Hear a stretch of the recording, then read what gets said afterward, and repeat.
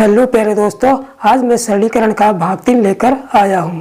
ठीक है, जिसमें मैं आप लोगों को भिन्नों के सवाल कराऊंगा। लेकिन इन सवालों में एक विशेष टाइप के सवाल जो अक्सर परीक्षाओं में पूछे जाते हैं और अत्यधिक मात्रा में पूछे जाते हैं, तो उस टाइप के सवालों को मैं शॉर्ट ट्रिक से आप लोगों को बताऊंगा। सरलीकरण की इस वीडियो में एक ही टाइप के सवाल होंगे भिन्नों के, और एक ही शॉर्ट ट्रिक इन सभी सवालों में इस्तेमाल होगी। ठीक है, तो ध्यान से देखेंगे।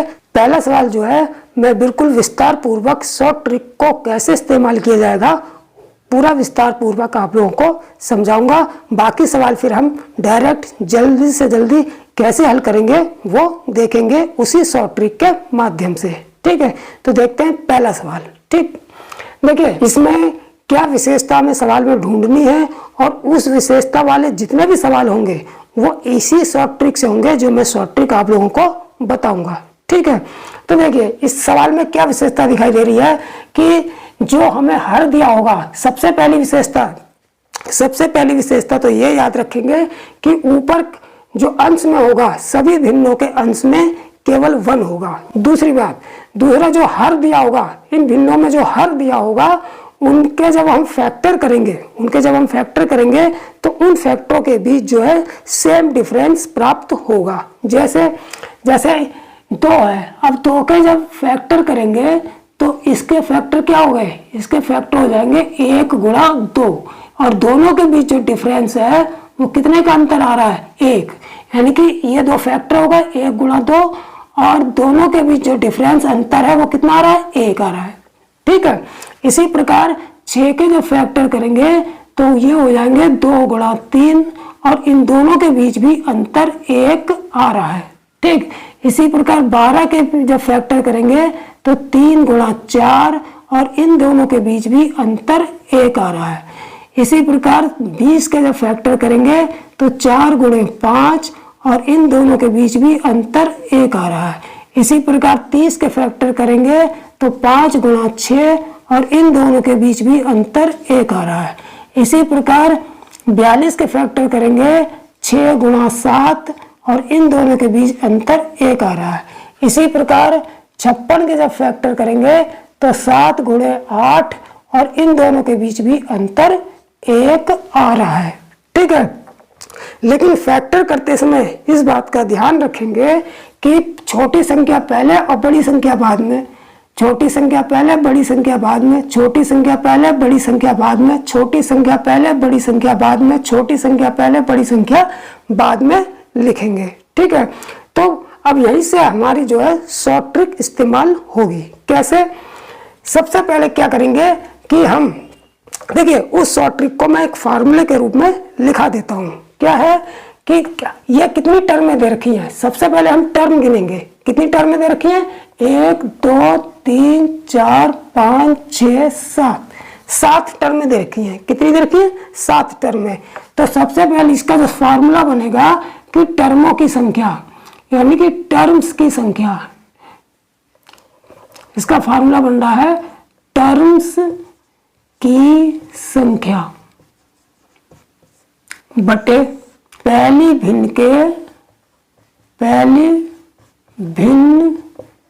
के हर का छोटा वाला गुणनखंड, चाहे ये छोटा वाला गुणनखंड कह लो या पहला वाला गुणनखंड कह लो। तो छोटा वाला गुणनखंड, छोटा गुणनखंड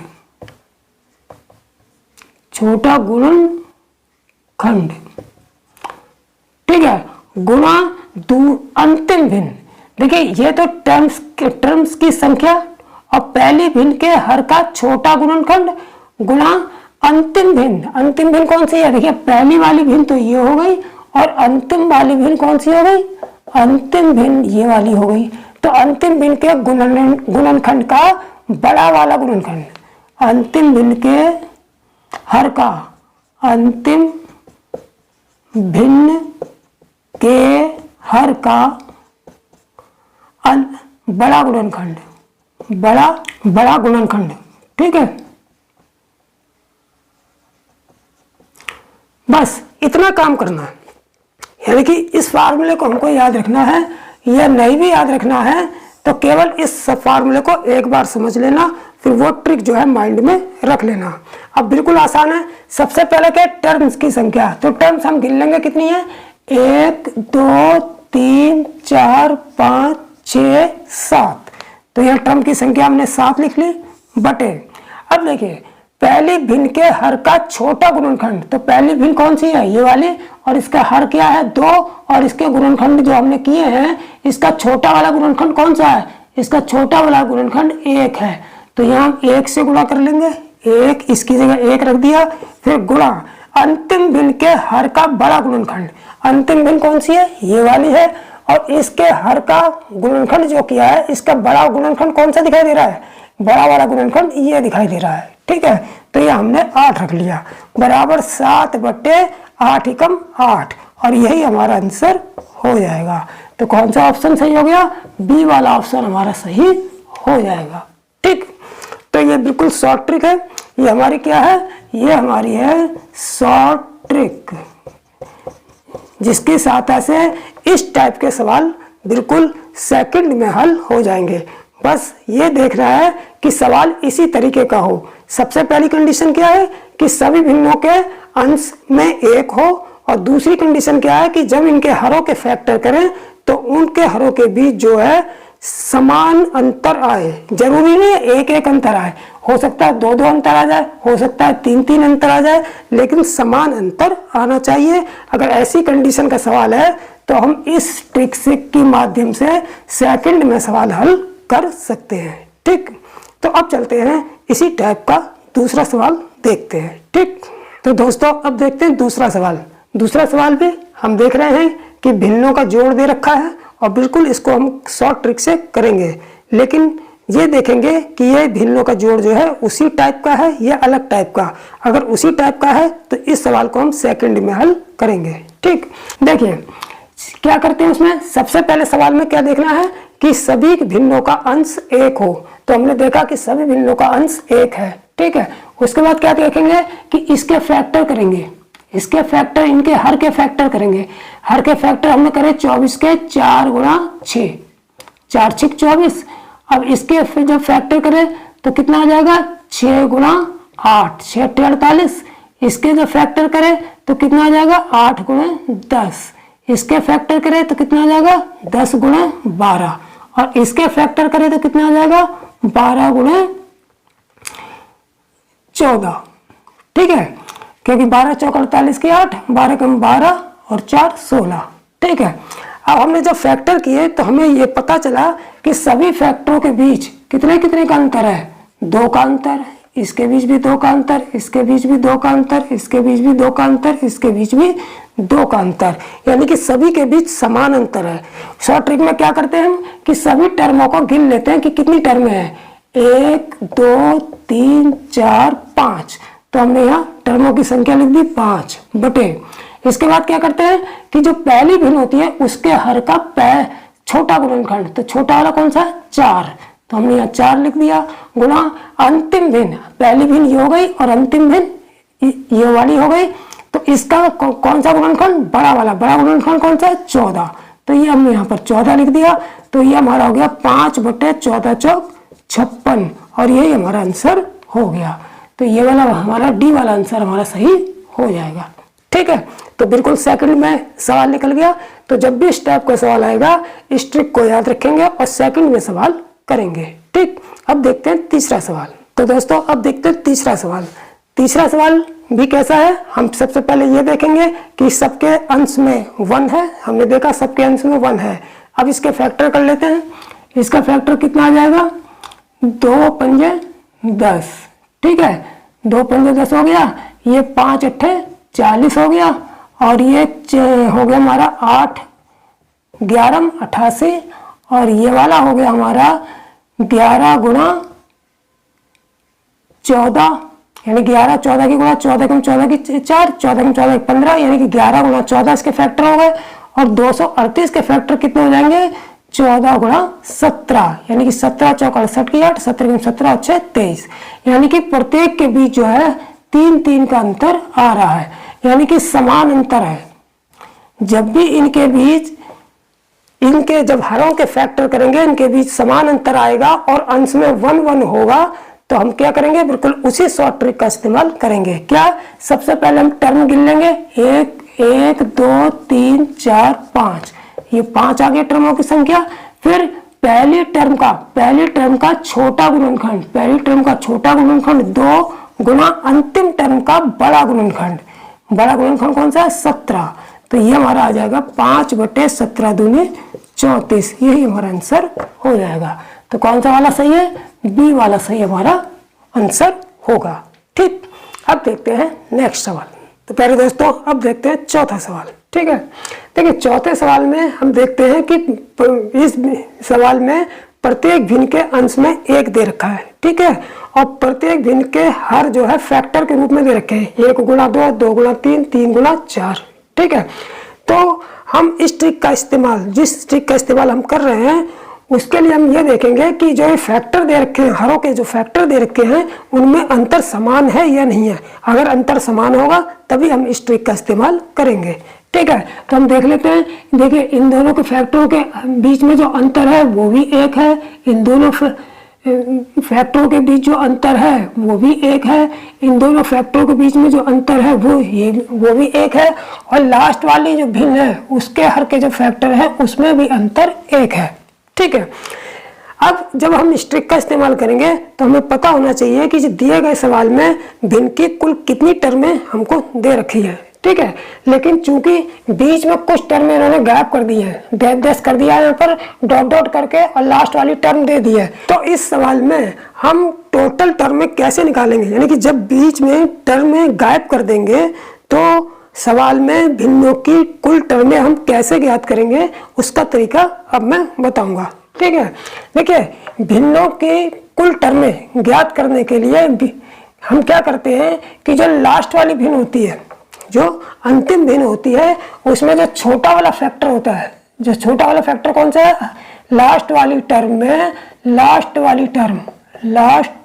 टर्म, यानी कि सवाल में जो भिन्न की लास्ट वाली जो टर्म है उसमें जो उसके हर का जो छोटा फैक्टर है, हर का छोटा वाला फैक्टर यानी कि 99, इस छोटे वाले फैक्टर में हम डिवाइड करेंगे कितने से, जो फैक्टरों का अंतर है, जो फैक्टरों का समान अंतर आ रहा है। कितना अंतर, समान अंतर आ रहा है, 1 1 और 1, तो इस समान अंतर से इस में डिवाइड कर देंगे।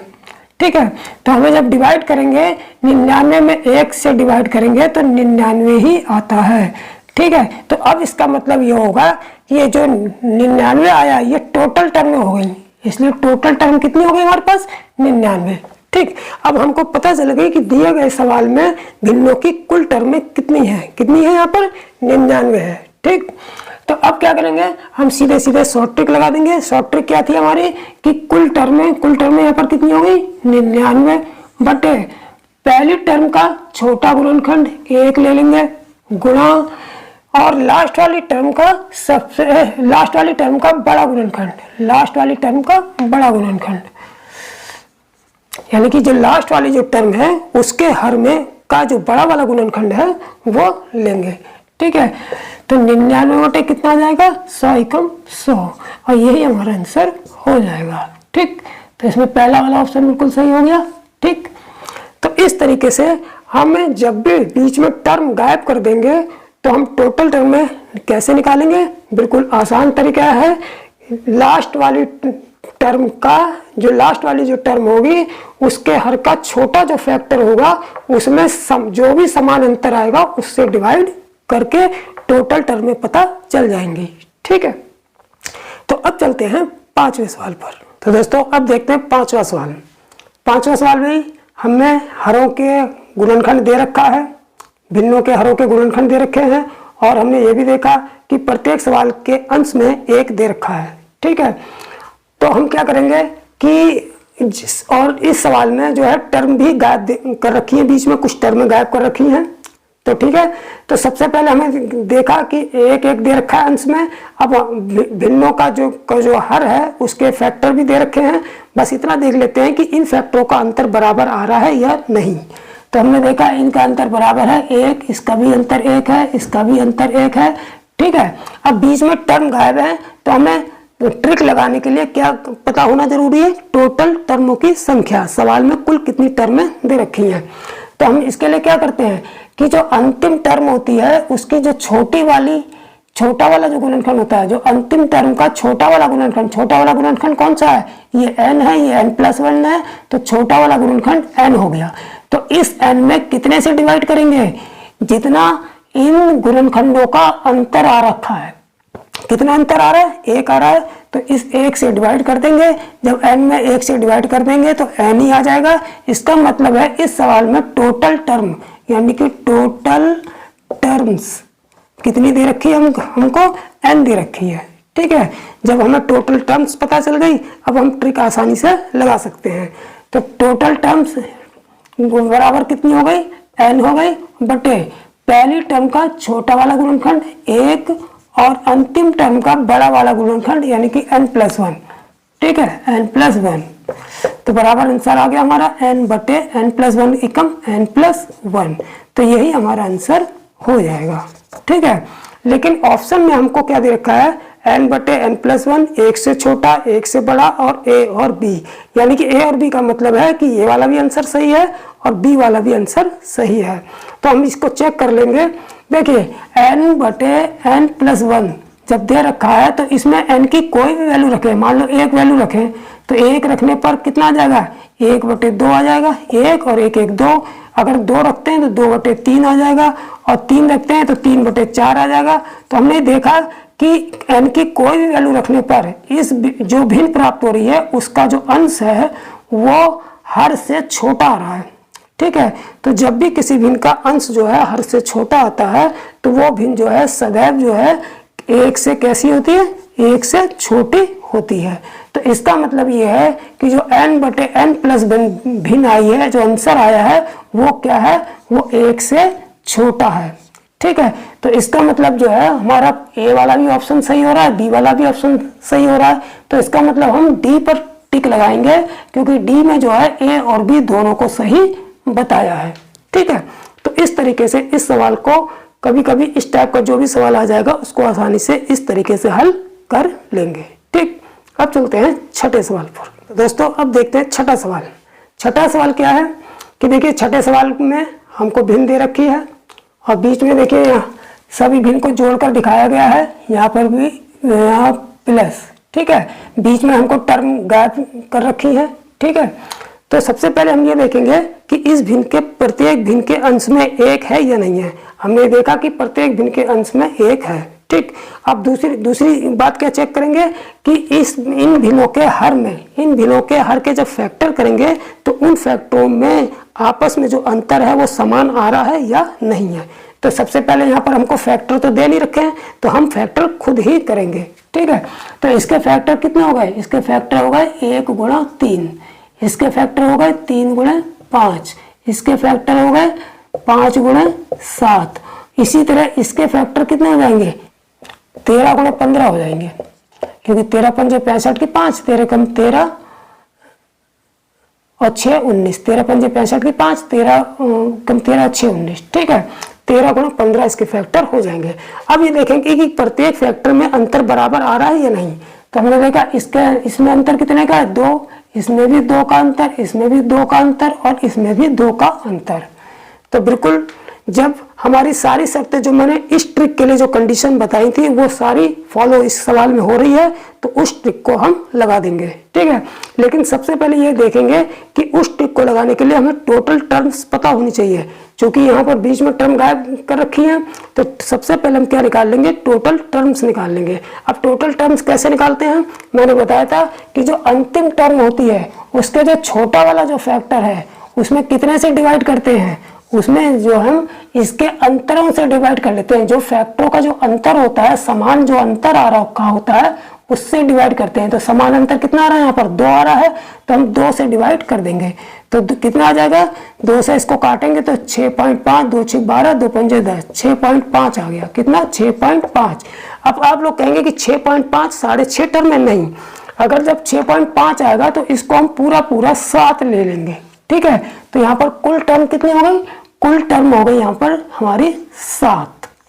ठीक, तो टोटल टर्म कितनी हो गई यहाँ पर 7। जब 6.5 आ रहा है तो हम 7 ले लेंगे, 4.5 आएगा तो 5 लेंगे, 3.5 आएगा तो यानी कि पॉइंट में ना लेकर उसे आगे बढ़ा देंगे। 6.5 7, 4.5 5, 3.5 होगा तो 4 ले लेंगे। ठीक, अब तो यहाँ पर अब ये ट्रिक में क्या है, ऊपर क्या लगाते हैं, टोटल टर्म बटे पहली टर्म का छोटा फैक्टर 1 और अंतिम टर्म का बड़ा फैक्टर 15।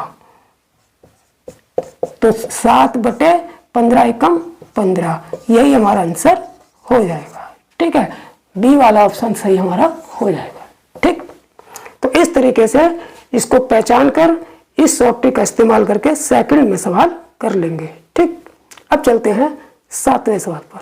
तो प्यारे दोस्तों, इस वीडियो का अंतिम सवाल यानी कि 7वां सवाल। ठीक, तो देखिए 7वां सवाल क्या है, बिल्कुल सिंपल दे रखा है, कुछ नहीं करना है, केवल हमको ट्रिक लगानी है। ठीक है, क्योंकि सब कुछ उन्होंने ही दे रखा है। अंश में 1 दे रखा है, हरों का फैक्टर दे रखा है, बस हमें ये देखना है कि फैक्टरों में जो अंतर है वो बराबर है या नहीं है। अगर बराबर है तभी वो ट्रिक काम करेगी, अगर बराबर नहीं है तो वो ट्रिक काम नहीं करेगी। ठीक है, हमने देखा 7 5 12, यहाँ भी 5 का अंतर है, यहाँ भी 5 का अंतर है, यहाँ भी 5 का अंतर है, और 22 5 27, यहाँ भी 5 का अंतर है। तो बिल्कुल 3 कंडीशन बताई थी मैंने, तीनों पूरी हो रही हैं। पहली कंडीशन क्या थी कि अंश में 1 होना चाहिए। दूसरी कंडीशन थी कि हर के फैक्टरों में, प्रत्येक भिन्न के हरों के फैक्टरों में जो अंतर है वो बराबर होना चाहिए। तो ये दोनों कंडीशन जो है यहाँ पर फॉलो हो रही हैं। तो सीधे सीधे हम ट्रिक लगा देंगे, और ट्रिक क्या है, टर्मों की संख्या बटे, सबसे पहले हम टर्म गिन लेंगे कितनी है, 1 2 3 4, तो ये होगी हमारी 4 टर्म है, बटे पहली टर्म का छोटा फैक्टर यानी कि 7 गुणा अंतिम टर्म का बड़ा फैक्टर यानी कि 27।